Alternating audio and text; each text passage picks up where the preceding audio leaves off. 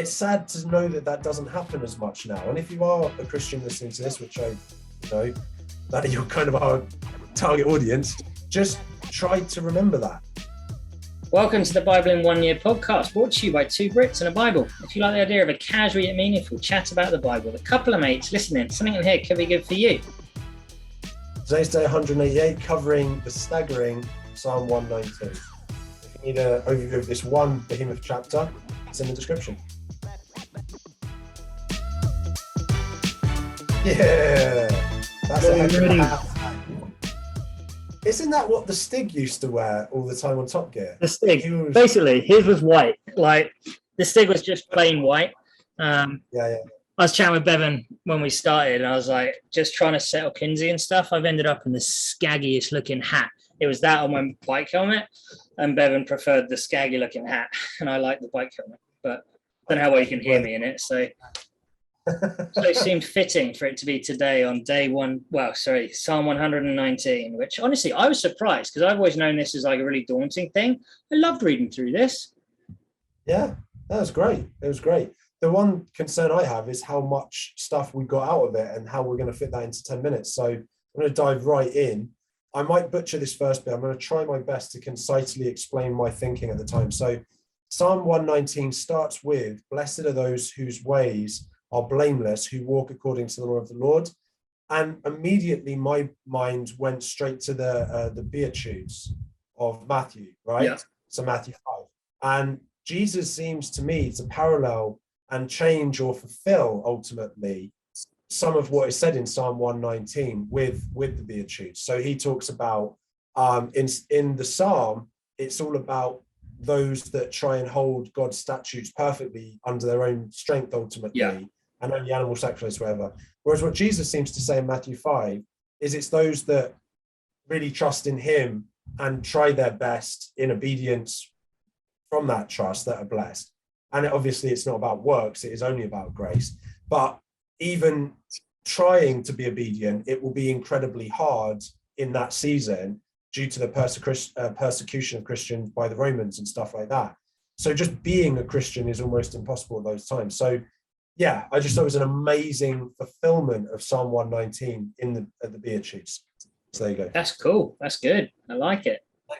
Yeah, so there you go. My first point in there was 119 verse 4. You have laid down your precepts that are to be fully obeyed. And what I like out of that is it's like your precepts are to be fully obeyed. Not just the bits that we like, not just the bits that kind of fit in with our character and our culture and our lifestyle. The whole thing is there to be fully obeyed, whether you like it or not. 100%, dude, 100%. And I feel like that links in with one that was more of a minor one, but I still think important. Psalm 119 verse 34, "Give me understanding so that I may keep your law and obey it with all my heart." I feel like as Christians, we really should pray for this more, because yes, we are supposed to do as best we can across everything, but we don't even know what we're supposed to do half the time. We've read the Bible through together once. We're now reading it through again. I know that I'm falling so short and there are things I'm just missing in my walk, right? Yeah. So just pray for it and pick up the Bible and get reading, because that will help. True. But I think it's acknowledging that in itself is the strength of relying on God, like knowing how short we're falling, and instead of trying to do more ourselves, leaving it over to God. There was something which I might throw into another episode. I'll chat with you about it off camera at some point, which is a really cool thing. It's just a little bit edgy. So that's a little teaser for you possibly for the future, but you never know whether you'll hear it or not. All right, stop chatting, Adam. Just talk about normal things.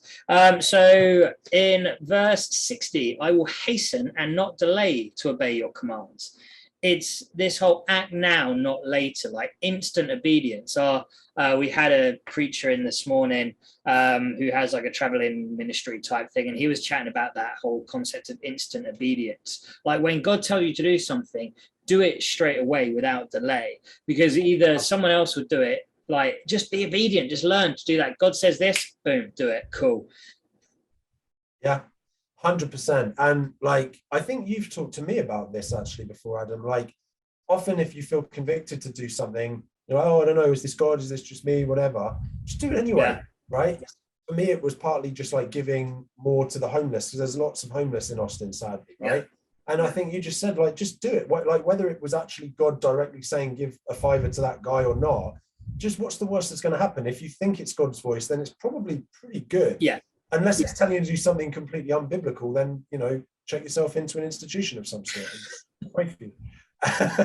Anyway, so I really liked this as well. Psalm 1, stepping back just slightly, 119 verse 46. I will speak of your statutes before kings and will not be put to shame. Just the strength of that. The fact that there is a certain level of defiance in being a Christian, in spite of the fact that we live in a culture that basically hates Christianity and hates all that is good, because this is Satan's realm ultimately, even though he's been defeated, right? So it's sad to know that that doesn't happen as much now. And if you are a Christian listening to this, which I, you know, that you're kind of our target audience, just try to remember that. Like, you should be able to speak in front of kings and not be put to shame, let alone just normal people, right? Yeah, I love that. Awesome. I'm glad. A funny thing, I keep thinking like, oh, when's the next psalm? I'm like, no, yeah, this is one. one. Like, so in 119, yeah, it's all 119 today, so I don't need that bit. Go on, bro. You had a couple more points before I had, I think, one, I think. Yeah, sounds good. Okay, so 119 verse 67. Before I was afflicted, I went astray, but now I obey your word. I relate strongly to this because, as anyone who's watched any of these really would know, I only became a Christian a couple of years ago. I actually got baptized today, 29th of May, just for those of you that care. Love that. Yeah, and I love it too. And, you know, it's interesting because even just this one layer is interesting, because when I read this, I was like, yeah, you know, I this is the note I put. I said, I feel I relate to this a lot. I try my best, right? But even my best is not good enough, because then I found out that not being baptized was probably not really being obedient. And so, you know, ultimately though, what I will say is that more obedience equals a better life, and you do feel less and less astray. And my walk with God has been the best thing to ever happen to me. So absolutely. And it's not to be confused with more obedience, more money, because that's prosperity gospel, and we ain't about that here. That one, that's good right there. Yeah, I got another couple things if there's time, but we've got a couple of minutes. My next point, real one, was verse 138. So I think you had a couple still before then. Yeah. Okay. So verse 100, I have more understanding than the elders, for I obey your precepts. So just remember that there's more wisdom in that there Bible that you got somewhere in a drawer than in any human history, any elders, any human that's ever walked. There's more wisdom in that thing that my partner in crime here is picking up and observing. So, you know, read it. And then finally, streams of tears flow from my eyes, for your law is not obeyed. And I just, that's verse 136. We should probably be more upset about sin than we are. At least I'm speaking for myself. I feel like I should be more upset by sin than I am sometimes. Yeah. So, we've chatted about that a bit before. I think that is really true as well. That whole, I should be way more cut up about my own sin than I am. And that's a learning curve too. So a few little things I had here. 138, the statutes you've laid down are righteous. They are fully trustworthy. Your promises have been thoroughly tested and your servant loves them. And I just noticed, like, enough people have gone before us by this stage to give us confidence in God and in his laws. Like, long ago, I learned from your statutes, this is what verse 152, that you established them to last forever. These statutes were made, so they're going to be longer lasting.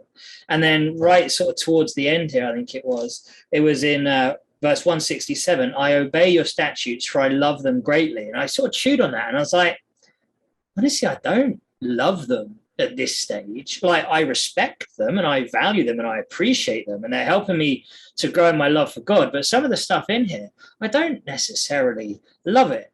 But also, I know that the older I get and the more I see, like, my kids growing up, the more I'm going to love this, because I'm like, this is good. I just don't like it because I don't like living by some of it. But I'll like them to do it. Yeah, dude, that's the battle between the flesh and the spirit that you're talking about. And it's, I think that honesty should resonate with any of us. So that's good, man. Sweet. Tomorrow's reading. So sort of run out of time again here. Tomorrow's reading, Psalms 120 to 125. Get reading. In the meantime, please consider joining us on social media at 2 Brits and aBible, and consider sharing this with someone to help spread the word of God. That's quick.